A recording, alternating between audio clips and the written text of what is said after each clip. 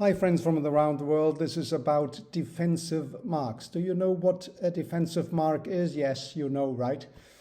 Let me explain it and give you some further information how it is in the Chinese market. It is very typical in China that you have to file for more than one mark because, well, you have your mark, which is your European mark, right? You would file it in China, Louis Vuitton, you would file for Louis Vuitton in China, right?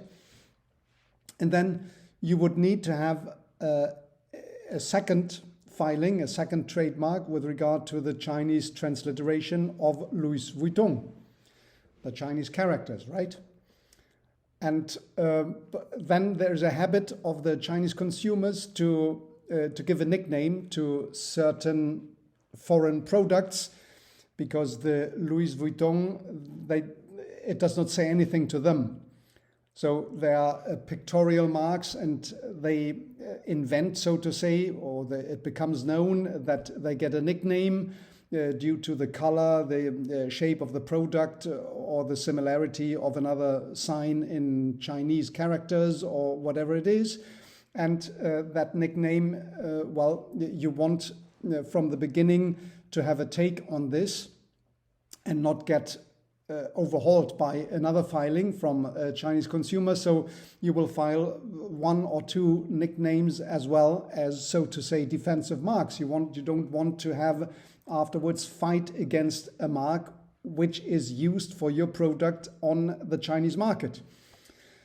You take the best guess from the beginning, and then after some time on the market, you will notice, well, you got wrong with your guess, and the nickname was still another, which was invented and became mainstream by the Chinese consumer. So again, you have to file another trademark for your product. So you may have 5 or 6 trademarks for one product only, or well, for one line of product or whatever it is. So these are defensive marks, which is, so to say, a necessity, a commercial necessity and an underlying economic logic to file in China. In Europe, we have also some defensive mark, but it is not that you need to file 2 or 3 marks in order to have, so to say, a good chance to survive in the public on the market. That is not the case. So it is rather extraordinary that you would file defensive marks for one product. Now here's a case from the General Court, which is on defensive marks, and on my opinion, it is a bit astonishing. We will come at the comment at the end of this video to it. What was the facts of the case? Well, they involved venture capitalist companies, one in Germany, which is the defendant, and one in the Virgin Islands, which is the claimant, so to say. The German company is Target Partners, and their core brand is Target Partners, and they have a trademark since 2002 on Target Partners, right? In 2013, they filed for a EU trademark, Target Ventures, a word mark, also for financial services of whatever kind, Target Ventures. And the Virgin Island company, it's Target Ventures.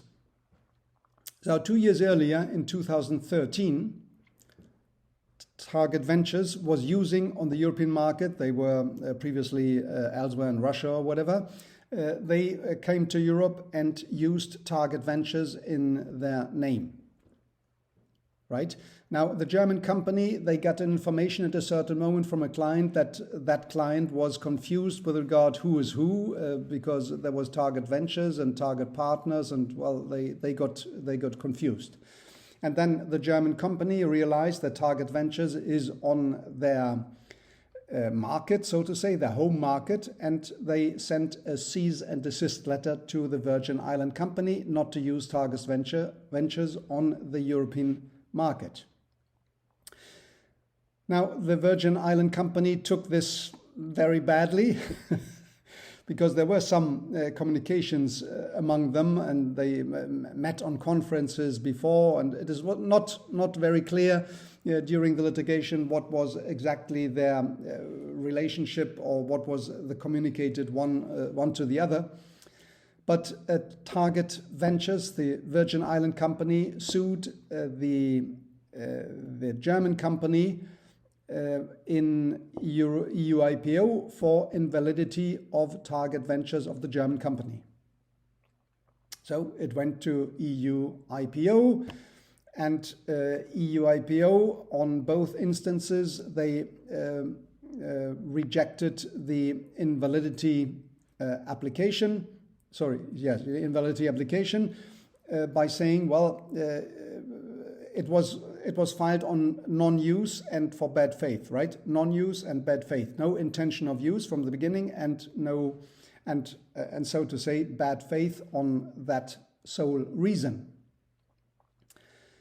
The German company, they effectively said there was no intention of use. It was a kind of defensive mark. But they said they didn't know something about Target Ventures, really. So in 2012, right? So they didn't know something, or 2015, they didn't know something about that. And they didn't want to prevent others from, specifically one company, from entering the market under this trade name. So it was rejected on both instances at the EU IPO, and it came naturally Target Ventures, the Virgin Island company. They appealed to the General Court. Now it was on the General Court to rule about that. And the General Court, they said, well, it was clear that there's no intention of use from the beginning. It was also not proven that the German company wanted to be a specific other company, be absent on the market, be prevent from filing for this market because it is occupied by them. They recognized, well, it wanted to make a defensive trademark filing. Now, there was a hearing. And in the hearing, well, there were some, I don't know exactly what has been said on the hearing, but it appears that the General Court wanted to rely on what has been the discussion in the hearing, and precisely on what has been said in the hearing by the German company. But at the end, what the General Court says is that the strengthening and protecting of its own trademark through a defensive filing, so to say, is extraneous, is out of the trademark law, is something which is not compatible with the trademark, system. What?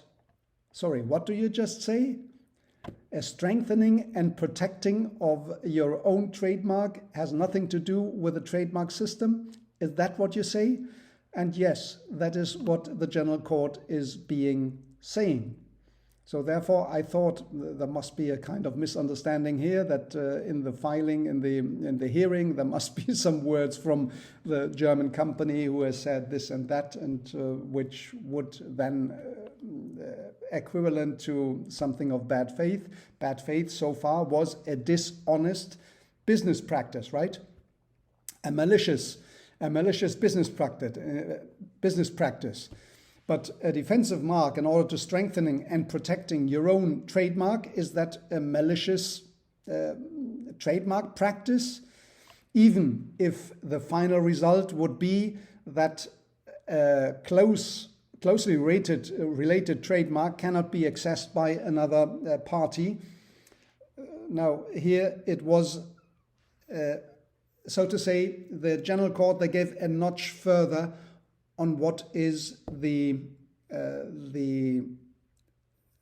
business, the ruling, the doctrine on bad faith so far. So far, it was necessary in order to come to bad faith that you want to prevent a certain company from entering the market under that trademark occupied by you, which is not being intended to use. Now, this is being lowered. The standard has been lowered in there must not be a third party identified who will be prevented to enter the market. Now, this comes on the heels, or about the same time, there were the Banksy's case. Banksy, you know, is a British street artist, a famous one, Banksy. He makes some paintings on the wall, also on the street, some kind of graffiti. Now, he is the copyright owner, right, of these artwork. Yes, it is a kind of artwork, so he's the copyright owner. But he wanted to prevent others from taking advantage to commercially exploit his artwork on the street, on one hand, and on the other, within these enforcement proceedings, which may have come through afterwards, if others are taking advantage of it, he didn't want to disclose his identity. He wanted to pursue this with anonymity. So he made a company, Pest Control, and the Pest Control, they were filing trademarks at EU IPO with regard to these artworks. So there were a figurative mark with regard to these artworks. And here you have them on the screen, 6 of them. So these artworks were first one being invalidate proceedings against the pest control from a third party, and the third party in second instance at the boards of appeal, they achieved their goal. So the trademark was invalidated. That was late in the 2020s or so, was being invalidated. And on the heel of that success, there were other proceedings initiated against 5 other of this kind of trademarks of pest control. So at the end, Banksy. And again, they have been invalidated. It is they have been, so they were identical, so to say, with regard to their combination of facts. And they were also invalidated. And the boards of appeal, they said the strengthening and protecting of the trademark is a kind of exclusive right without use, which would be outside of the trademark system. So according to this function, the trademark use is part of the trademark system, which is to a certain extent true. But to go so far as to prohibit defensive marks as such, that would be a different step. And well, we don't know exactly how the European Court of Justice will see that. We have no case actually pending on it, and we will see in the future whether this will hold water. Because there was in 2006, here on the screen, there was a ruling from the European Court of Justice in which it said, well, the non-use of a trademark is something which is being punished by the genuine use requirement. So you have 5 years in order to use your mark. The intention in the beginning is not important. So this was the ruling in 2006, and they haven't got an opportunity to rule on something afterwards. And I'm keen to know whether this restriction with regard to defensive marks, so this broadening of the bad faith, which has been to dishonest, which has been confined, so to say, so far to dishonest business practice. So the Hasbro case, you may remember in another video where it is on evergreening, that would be a different issue to circumvent, so to say, the genuine use requirement.